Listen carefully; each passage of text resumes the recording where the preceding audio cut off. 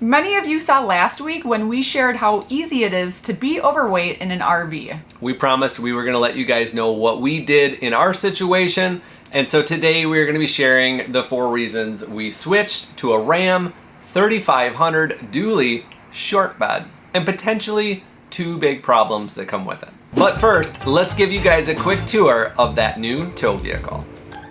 Well, here we go, guys. This is the 2024 Ram 3500 Mega Cab Dually. It is the diamond black crystal color with the night edition. So this package basically blacks out all the badging, lights, gives you black rims, and adds the sport hood. No other manufacturer is really doing one like this, and we really like the look. This is a Laramie trim truck, which is kind of a medium level trim similar to the Ford's Lariat and Chevy's LTZ, I think. So the obvious unique thing on this truck is that it's a 4-door mega cab, giving it about 10 extra inches in the back seat. Also, it has the 6-foot 4-inch bed, which is pretty small compared to the full 8-foot beds. Because of this combo, the overall length is around 248 inches or about 20.5 feet long. We were big fans of the Pull-Rite Super Glide automatic hitch in our Ford short bed, and we partnered with them again on this even shorter Ram short bed. And because it has such a short bed, an auto slider like this is really the only way you can be sure your fifth wheel doesn't hit your truck as it slides the fifth wheel back while turning. I think in 2023, Ram redesigned their tow mirrors, and they give you full power standard and convex glass, as well as power telescoping and heated mirrors. I like these a lot as you can power move the convex mirror, but I also really like the size of the Ford tow mirrors.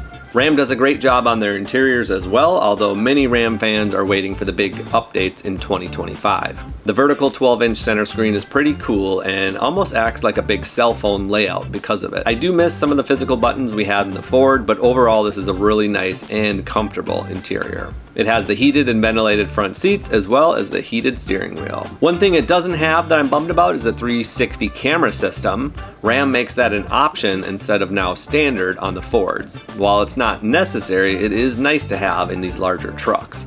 But the really cool thing is the large, flat, folding back seat, which gives our 2 dogs, Louie and June, their own space with a bit more room than normal. They are really liking it back there, and I know it will be great on long travel days. So while the bed storage is smaller, the inside back seat storage is larger. Under the hood is the Cummins 6.7 high output inline 6 diesel, which has 420 horsepower and 1,075 foot-pounds of torque. When you get the high output motor, it also pairs in the Eisen heavy-duty 6-speed transmission, which is a great combination for people that tow full-time like us. While we like the Ford Power Stroke and 10-speed, I have read this Ram high output can be hard to beat.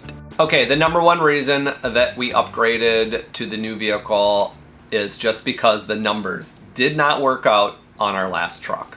You might think that's crazy with a 1-ton F350 and a short 33-foot fifth wheel, but really it comes down to how heavy your RV is. And while we wanted to stay around 15,000 pounds, we were actually much closer to 17,000 pounds. Big difference. Yeah. So some of you might have been asking, well, couldn't you just shave some of that weight out of the RV?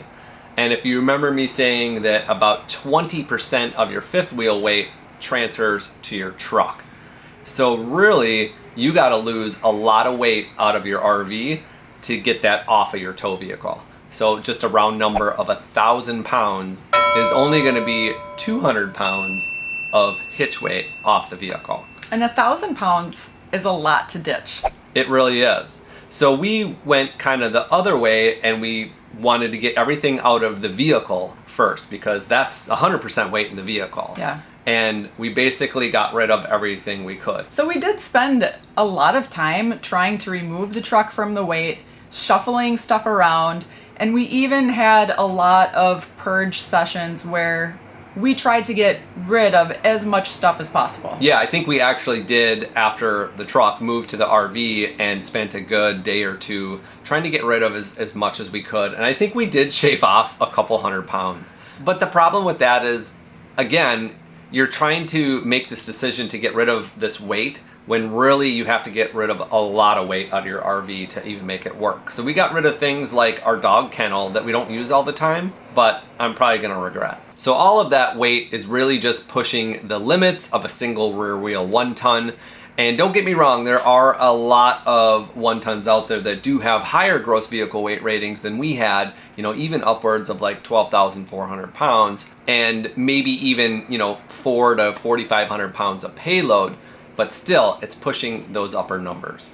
And that leads us to the next reason we upgraded to a dually, which is for more future proofing and to give us more options in the future and not end up in the situation where we're really maxing out what we have. And so in our thought process, we did have those 2 options. Do we go with the new single rear wheel or do we go with the dually?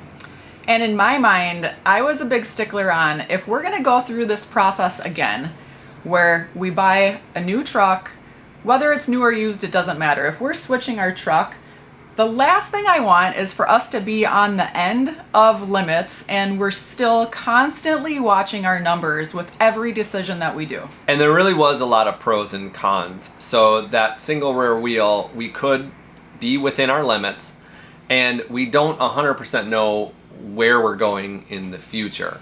Like, for example, what if we decided to go smaller? In that scenario, a single rear wheel makes a lot more sense. What if we want to get back to the travel trailer days, maybe in like an Airstream or something? So while I was kind of more on the single rear wheel side, like Chris said, she had a good argument for the dually.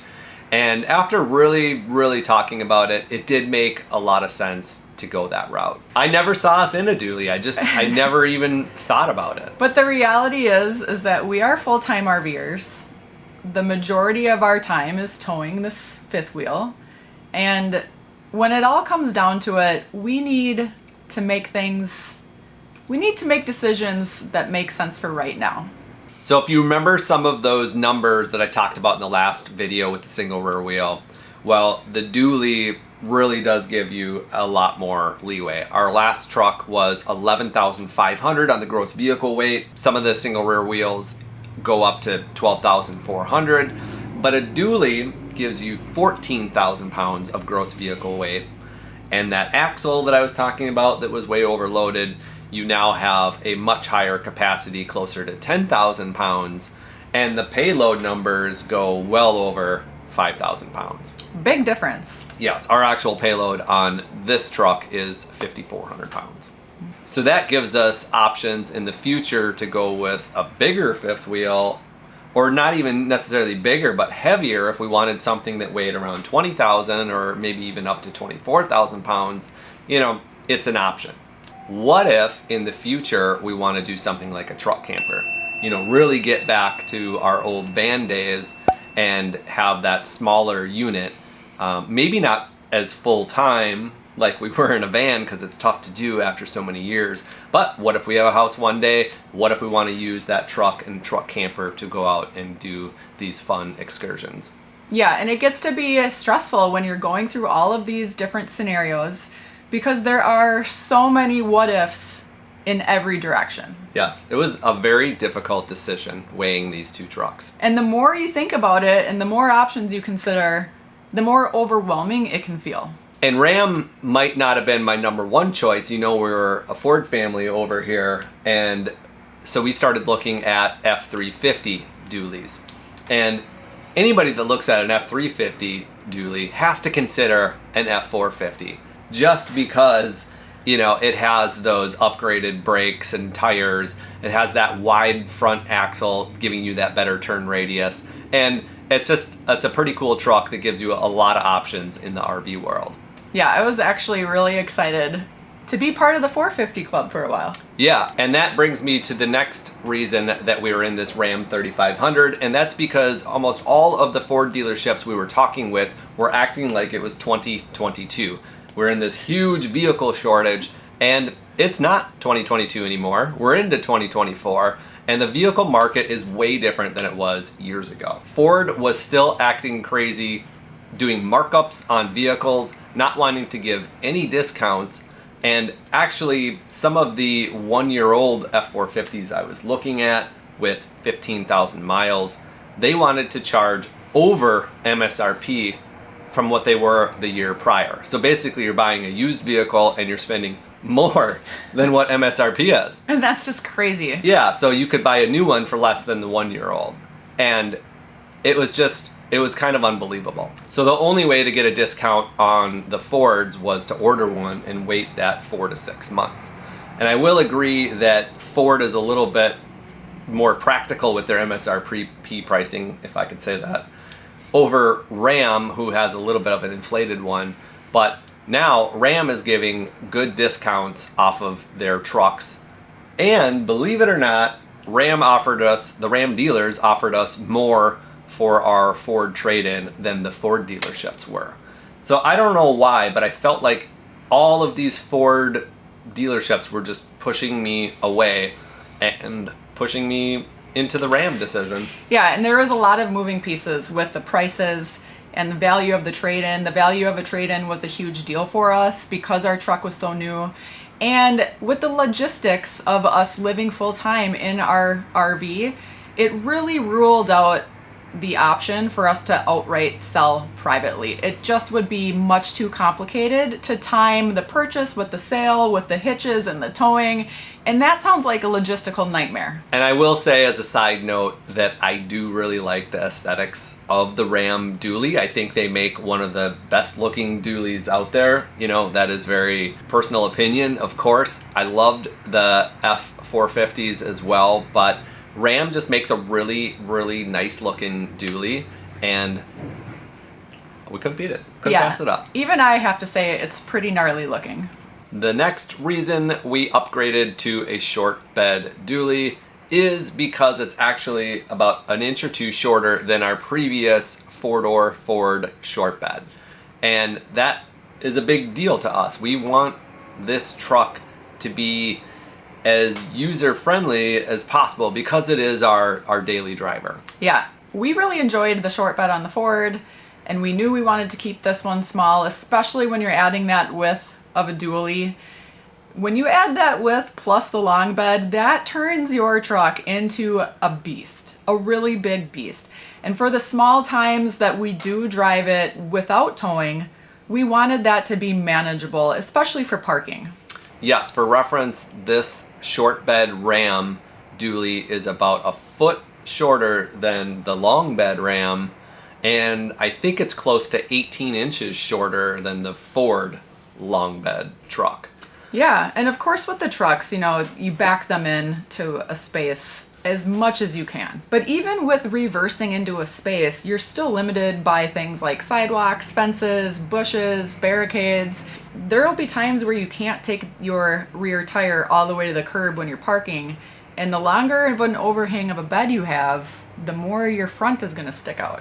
And I've noticed over the years that a lot of the downtown parking at a lot of places we go and visit is street parking. So it's nice to not park your big truck in a parking lot, but go onto the street. You're gonna get a lot less door dings that way. Yeah. And really those spots are about 20 feet long. So we just barely squeezed into them in our Ford.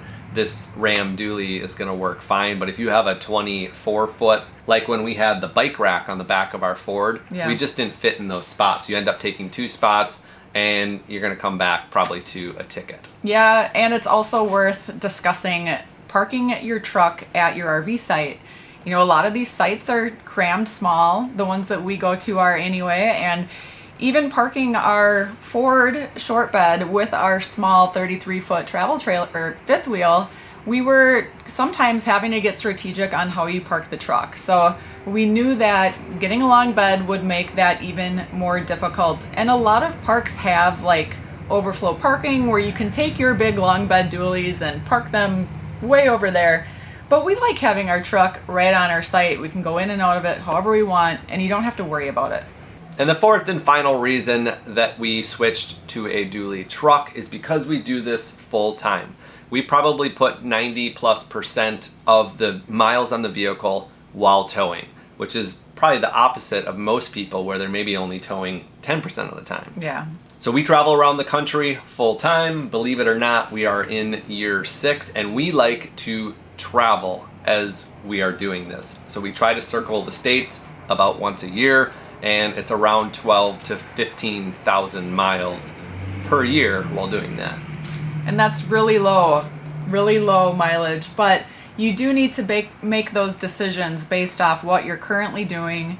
And since that is the majority of our lives is towing, the dually just made so much sense for the numbers and for how we are using the truck. We want the focus to be more on the travel and the RVing and the fun, not worrying about the numbers, if we're overweight, if we're underweight, not worrying about where we're going, if we're towing up or down mountains or any of that stuff. We want this to be as stress-free as possible. So speaking of stress-free, there are two potential big problems that come with this particular short bed dually, and I want to talk about those now. So the biggest and most obvious one is the short bed dually has a short bed. It's 6 foot 4 inches in this Ram over the typical long bed truck, which is 8 feet. For some people, that's an absolute no-go. They want that 8-foot bed, they need it for hauling, they need it for storage. It gives you more hitch options. You don't have to go with the sliding hitch if you don't want to. An 8-foot bed makes a lot of sense for RVers. But we don't use our truck bed for storage.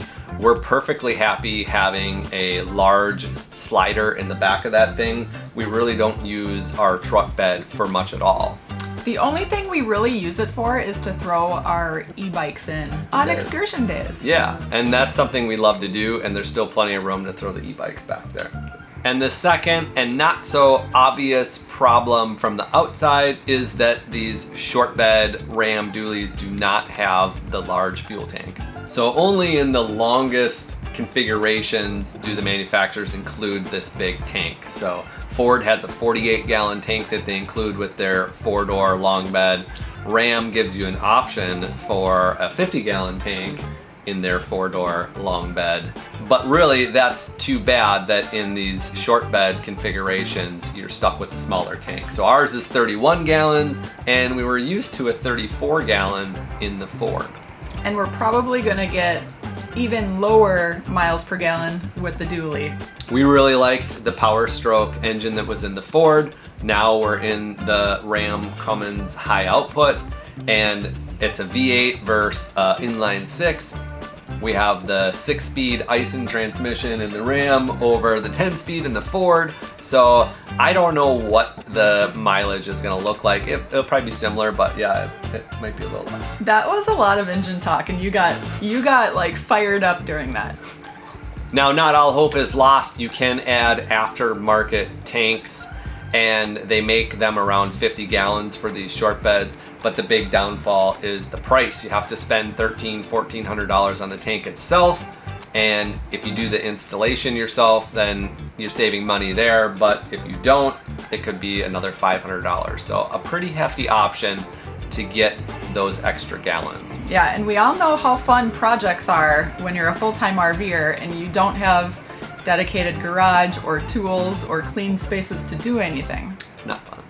Well, there you have it. Those are the reasons that we switched. Did we make the right decision? Did we make the wrong decision? Let us know down below. We appreciate everybody watching, and we'll see you on the next video. Ever wonder where the name Irene Iron Travels comes from? It's actually named after my online fitness and nutrition coaching business, Irene Iron Fitness. I help people move better, feel better, and eat better with strength training and real food. No fad diets, no harsh restrictions, no counting calories, and absolutely no processed food in a package. If you want to get stronger and feel better at any age, check the description below for the links with my new client special, or join in on our next and upcoming group challenge.